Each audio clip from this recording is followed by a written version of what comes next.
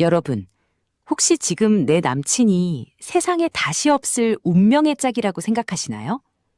나를 이토록 완벽하게 이해해주고 쏟아지는 보석처럼 사랑을 퍼붓는 그 사람 말이에요.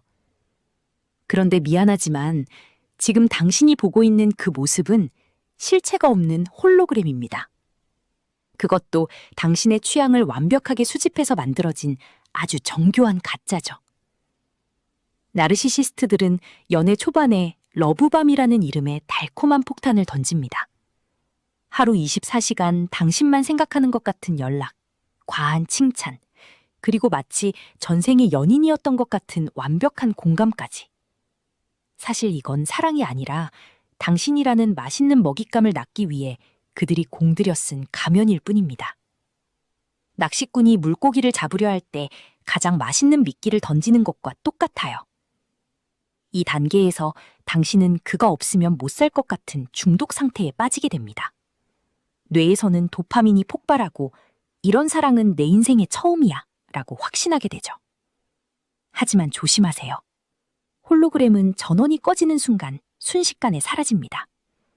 당신이 그에게 완전히 마음을 열고 무장해제하는 바로 그 순간, 그 달콤했던 홀로그램 뒤에 숨겨진 진짜 괴물의 얼굴이 드러나기 시작할 겁니다. 그들이 왜 이렇게까지 정성스럽게 가짜 사랑을 연기했는지, 그 소름 돋는 이유를 알게 되면 아마 오늘 밤 잠도 못 주무실걸요? 그 무서운 다음 단계가 궁금하지 않으신가요? 평범한 직장인인 당신이 어느 날 갑자기 세상에서 가장 특별한 주인공이 된 것 같은 기분, 느껴본 적 있죠? 그런데 그거 아세요? 당신의 자존감을 하늘 끝까지 올려줬던 그 남자의 달콤한 칭찬들이 사실은 당신을 가두기 위한 심리적 감옥의 창살이었다는 거예요. 나르시시스트들은 연애 초반 당신의 장점을 기가 막히게 찾아내서 숭배하듯 떠받듭니다. 너처럼 똑똑한 여자는 처음이야. 네가 내 옆에 있어서 난 너무 행운이야. 라며 당신의 방어벽을 완전히 무너뜨리죠. 하지만 이건 당신이 좋아서가 아닙니다. 당신을 본인의 입맛대로 길들이기 위한 사육의 시작이에요. 칭찬으로 당신을 높은 곳에 올려둔 뒤 어느 순간 아주 미세하게 비난을 섞기 시작합니다. 오늘 옷은 좀 과하네? 넌 참 좋은데 가끔 눈치가 없어. 같은 말들 말이죠. 그럼 당신은 그 남자가 예전에 주던 그 엄청난 칭찬을 다시 듣고 싶어서 어느새 그의 눈치를 보고 그의 기준에 맞추려고 발버둥치게 됩니다. 이게 바로 나르시시스트가 설계한 칭찬 감옥입니다. 당신의 주도권은 이미 그에게 넘어갔고 당신은 그가 주는 칭찬이라는 간식 없이는 살 수 없는 강아지가 되어버린 거죠. 자, 이제 이 달콤한 사육이 어떻게 잔인한 감정 쓰레기통으로 변하는지 그 충격적인 반전을 확인하실 준비 되셨나요? 여러분, 혹시 그 남자가 나를 너무 사랑해서 일거수일투족을 다 알고 싶어 한다고 착각하고 계신가요? 자기는 나 없으면 안 되지? 라는 그 말에 설레셨나요? 정신 바짝 차리셔야 합니다. 사실 그 남자는 당신을 사랑하는 게 아니라 본인의 텅 빈 속을 채울 감정 쓰레기통이자 에너지 보급소로 쓰고 있는 거니까요. 나르시시스트의 마음속은 거대한 블랙홀과 같습니다. 스스로 자존감을 만들어내지 못하기 때문에 당신처럼 착하고 공감 능력 좋은 사람의 감정을 빨아먹어야만 겨우 생존할 수 있거든요. 당신이 직장에서 힘들었던 일을 얘기하면 처음엔 듣는 척하죠. 하지만 결국엔 내 고민이 더 커 라며 자기 얘기로 돌려버립니다. 당신이 울고불고 매달릴 때 그 남자의 눈을 가만히 보세요. 슬퍼하기는커녕 내가 이 사람을 이 정도로 흔들 수 있구나 라는 묘한 정복감에 취해 있을 겁니다. 그들에게 당신은 존중받아야 할 인격체가 아니라 본인의 우월함을 확인시켜줄 하나의 소품, 즉 서플라이일 뿐입니다. 이 비극적인 관계의 결말이 뭔지 아세요? 당신이 완전히 소진되어 쓸모 없어지면 그들은 미련 없이 당신을 버리고 새로운 쓰레기통을 찾아 떠난다는 겁니다. 그런데 더 소름 돋는 건 그가 당신을 버리기 전에 이미 이것을 준비하고 있다는 사실입니다. 그게 뭔지 궁금하시죠? 미안하다는 그 남자의 말. 이번에는 정말 진심 같아서 마음이 흔들리셨나요? 무릎까지 꿇고 눈물을 흘리며 내가 다 잘못했어. 다시는 안 그럴게. 라고 매달리는 모습에 사람인데 이번엔 진짜 변하겠지. 라고 생각하셨을 겁니다. 하지만 냉정하게 말씀드릴게요. 나르시시스트에게 사과란 자신의 잘못을 뉘우치는 반성문이 아니라 당신이라는 먹잇감을 놓치지 않기 위한 일시적인 휴전협정일 뿐입니다. 그들에게 사과는 다음 공격을 준비하기 위해 잠시 재장전하는 시간이죠. 곰곰이 생각해 보세요. 그가 사과한 뒤에 정말 행동이 바뀌었나요? 아마 며칠 못 가 똑같은 문제로 당신을 괴롭혔을 겁니다. 왜냐하면 그들에게 사과는 상황을 모면하기 위한 기술이지 마음이 아니거든요. 오히려 그들은 사과를 하고 나면 내가 사과까지 했는데 넌 왜 아직도 그래? 라며 적반하장으로 당신을 몰아세우는 무기로 사용합니다. 결국 사과를 받은 건 당신인데 미안해하고 눈치 보는 사람도 당신이 되는 기묘한 상황이 벌어지는 거죠. 이 소름 돋는 연극에 속아 당신의 소중한 시간을 낭비하지 마세요. 그들의 눈물은 악어의 눈물보다 훨씬 더 치명적입니다. 그런데 이런 글을 보며 내가 조금만 더 사랑을 주면 바뀌지 않을까라는 희망을 버리지 못하는 분들이 계십니다. 미안하지만 그 희망이 사실은 당신을 죽이는 가장 무서운 독약이라는 사실을 알고 계신가요? 내가 조금만 더 잘하면, 내가 더 많이 사랑해주면 저 사람도 언젠가는 변하지 않을까? 이런 생각 한 번이라도 해보셨다면 오늘 이 이야기는 당신의 심장을 날카롭게 파고들 겁니다. 결론부터 말씀드릴게요. 당신이 가진 그 예쁜 마음은 나르시시스트에게는 치유제가 아니라 그들을 더 기고만장하게 만드는 공짜 연료일 뿐입니다. 이건 마치 고장난 세탁기에 계속해서 최고급 세제를 붓는 것과 같아요. 세탁기 모터가 타버렸는데 세제만 좋은 거 쓴다고 빨래가 깨끗해질까요? 아니요. 세제만 아깝고 세탁기는 결국 폭발하고 맙니다. 나르시시스트를 변화시키겠다는 의지는 아주 위험한 오만이자 독약입니다. 당신이 희생하면 할수록 그는 내가 이렇게 막대해도 얘는 내 곁을 안 떠나네.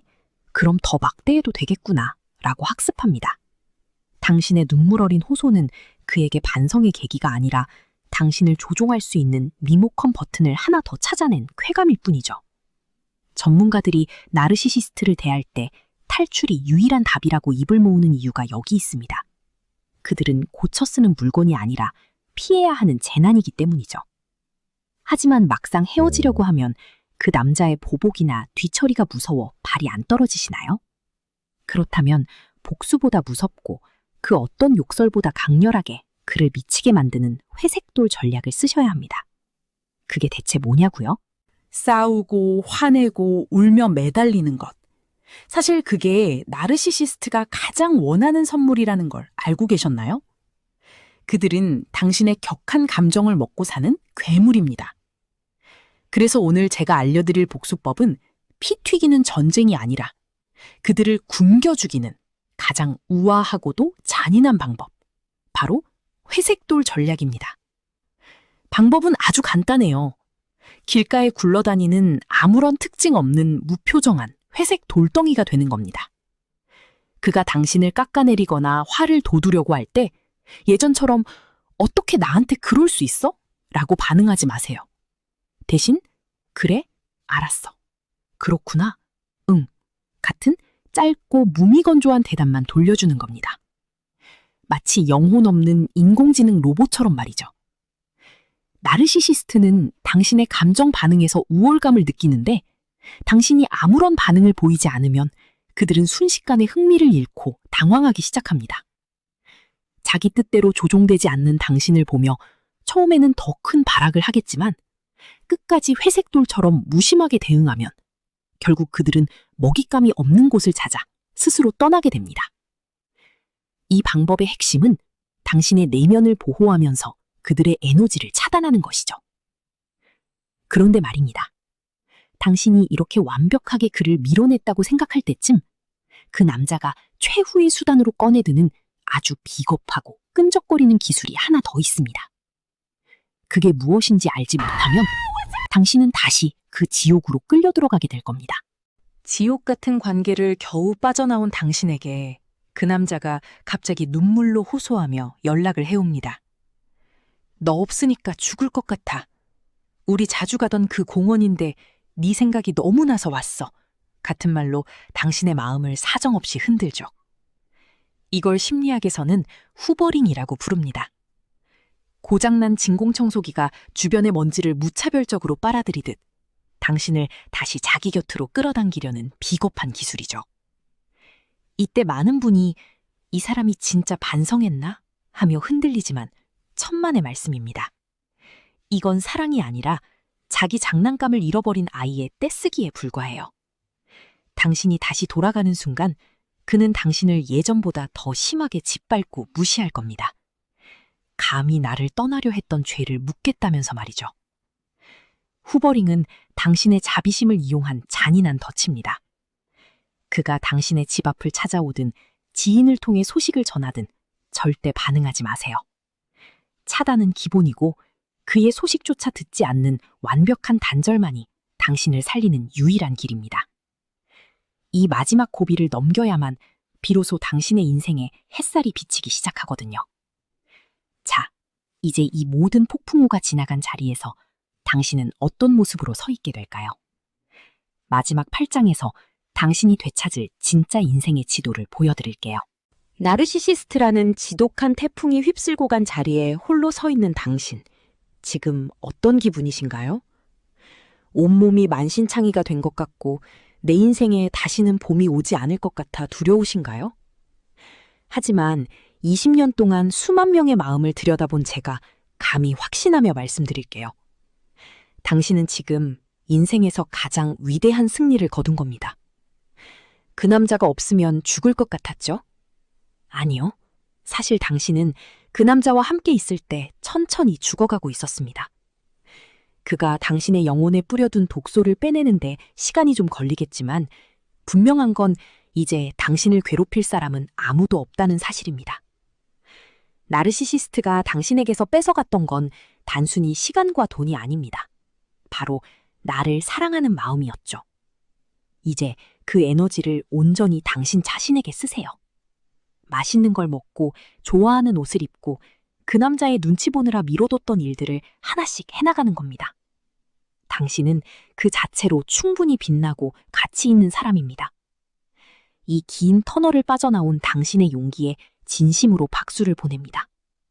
이제 남을 위한 조연이 아닌 당신 인생의 당당한 주인공으로 살아가세요. 당신의 앞날엔 그 남자의 가짜 홀로그램보다 수만 배 더 찬란한 진짜 햇살이 가득할 겁니다. 정말 고생 많으셨습니다. 시청해주셔서 감사합니다. 영상이 도움이 되셨나요? 구독, 좋아요는 많은 도움이 됩니다. 꾹 눌러주세요.